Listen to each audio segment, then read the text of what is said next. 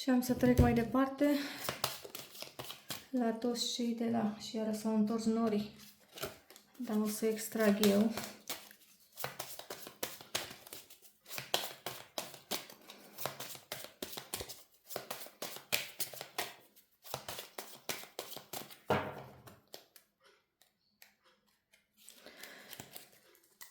Iar aici avem luna. Aici, ca energie, avem recunoaștere, avem... eu știu, dacă vorbim de locul de muncă, sunteți recunoscut, vi se recunosc meritele, aveți o reputație foarte bună, aveți succes în ceea ce întreprindeți. Poate primiți tot felul de onoruri, diplome, promovări. Văd și emoții profunde, intuiție, mult magnetism, sensibilitate, sunteți o persoană cu trăiri intense. Văd și mult, nu știu, ascultați foarte mult de vocea interioară. Văd și atracție magnetică, dacă vorbim de dragoste, întâlniri seara, mai ales sub clar de lună, cine romantice, deci foarte bine aici. Haideți să vedem și în dragoste, carieră, bani și sănătate.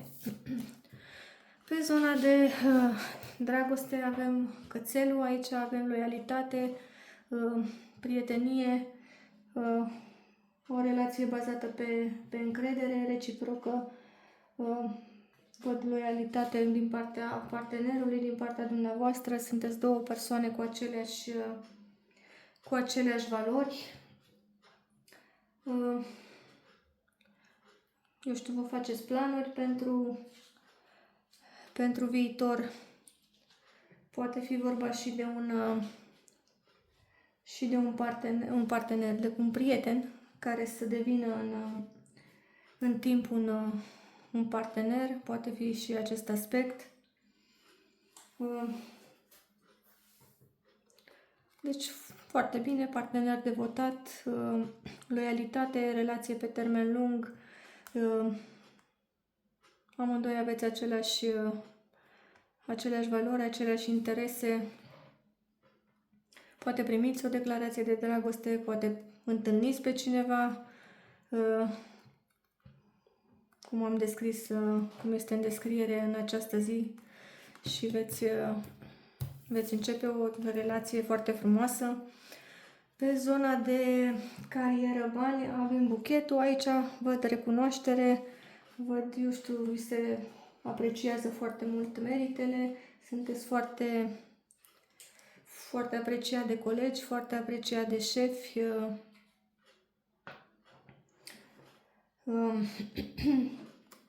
Aveți succes la locul de muncă, primiți tot felul de laude, de premii, lucrați într-un mediu de lucru foarte, foarte armonios, vă înțelegeți foarte bine cu ceilalți, cu colegii, cu șefii. Dacă căutați un loc de muncă, puteți găsi un astfel de job. Deci pot fi și domenii de muncă legate de artă, de, eu știu, design. Deci foarte bine și pe zona de carieră, iar pe zona de sănătate avem ursul, avem vindecare, avem o constituție puternică. Trebuie să fiți puțin atenți, poate în unele cazuri, la greutate. Un organism puternic, aveți o capacitate foarte bună de vindecare dacă, eu știu, vă confruntați cu o afecțiune. Trebuie să știți că aveți o capacitate foarte, foarte bună de a trece peste o boală, peste o afecțiune gravă sau, eu știu, depinde cu ce vă confruntați. Deci foarte bine și aici. Haideți să vedem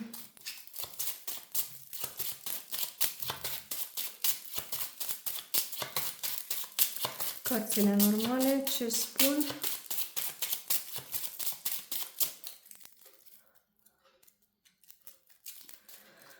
Aici văd o mică bucurie în dragoste. Poate, eu știu, primiți o declarație de dragoste, poate partenerul vă face o surpriză plăcută, ceva ce vreți să sărbătoriți. Iar aici văd tot așa o mare bucurie, o realizare în legătură cu un dar, poate cu o sumă de bani, poate, eu știu, rezolvați ceva. Văd un bărbat cu ochii verzi sau albaștri, o femeie cu ochii verzi sau albaștri, o femeie brunetă. Acesta poate fi gândul acestei femei sau poate fi gândul unui bărbat. Această femeie poate reprezenta o instituție cu care să rezolvați ceva, care se reflectă pe o perioadă mai lungă, la un drum de zi, până în ora 12 ziua, poate rezolvați ceva la capătul acestui drum, poate fi legat de orice, de o sumă de bani, de acte, de tot felul de probleme legale, poate vi se aprobă un credit, dacă vorbim de instituții. Dacă nu, pot fi pur și simplu persoane cu care să interacționați foarte bine, cu care să vă bucurați de ceva, de o promovare, de un succes, o planificare, eu știu, pe un termen mai lung. Aceștia pot fi doi parteneri, eu știu, dacă vă regăsiți în descriere, cumva puteți planifica ceva cu celălalt pentru o perioadă mai lungă, puteți, eu știu, achiziționa ceva legat de ceva material. Deci foarte bine și aici. Rezolvări de tot felul. Sau pot fi prieteni, membri ai familiei cu care să vă bucurați pur și simplu de ceva. Să planificați ceva în familie pentru o perioadă mai lungă. Să vă cumpărați ceva.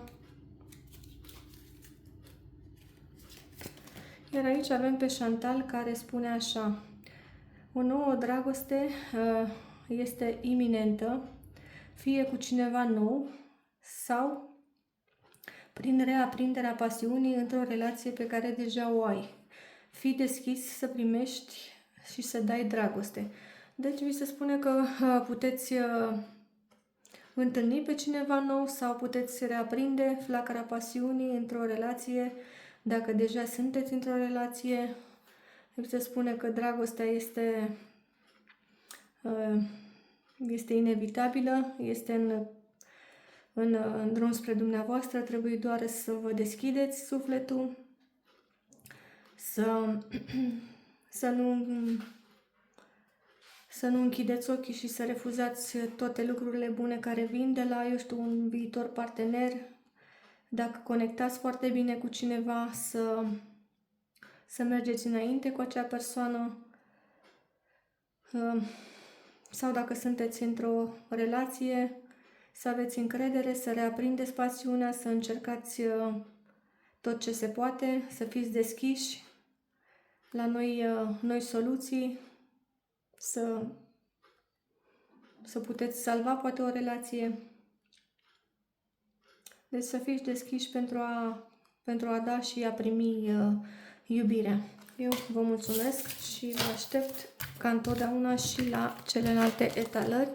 O zi bună, la revedere!